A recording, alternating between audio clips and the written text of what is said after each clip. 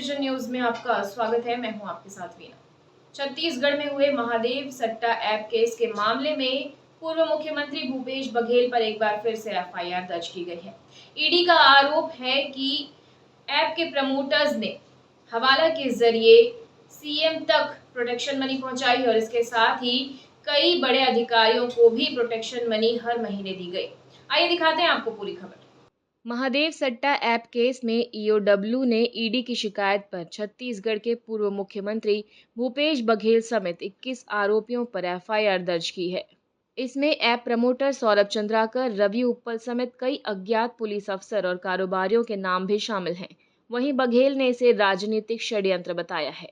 ED की ओर से दर्ज कराई गई एफआईआर में कहा गया है कि महादेव ऐप प्रमोटर्स को पुलिस और प्रशासनिक अधिकारियों के साथ ही प्रभावशाली राजनीतिक व्यक्तियों का संरक्षण प्राप्त था।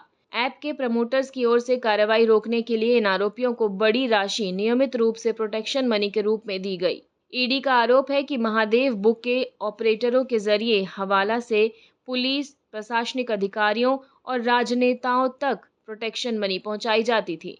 इन अफसरों और नेताओं ने अपने पद का दुरुपयोग करते हुए प्रमोटर से आर्थिक लाभ प्राप्त करते हुए अवैध संपत्ति अर्जित की है। ईडी ने कई अचल संपत्तियों को प्रोविजनल अटैच किया है। एफआईआर में भूपेश बघेल सहित 14 आरोपियों के नाम है। ईओडब्ल्यू में दर्ज एफआईआर को लेकर पूर्व मुख्यमंत्री भूपेश बघेल ने भाजपा पर राजनीतिक साजिश का आरोप लगाया है। और खबरों में फिलहाल इतना ही। अपडेटेड रहने के लिए हमारे चैनल को सब्सक्राइब कर लीजिए और नोटिफिकेशन के लिए बेल आइकन जरूर दबाइए। नमस्कार।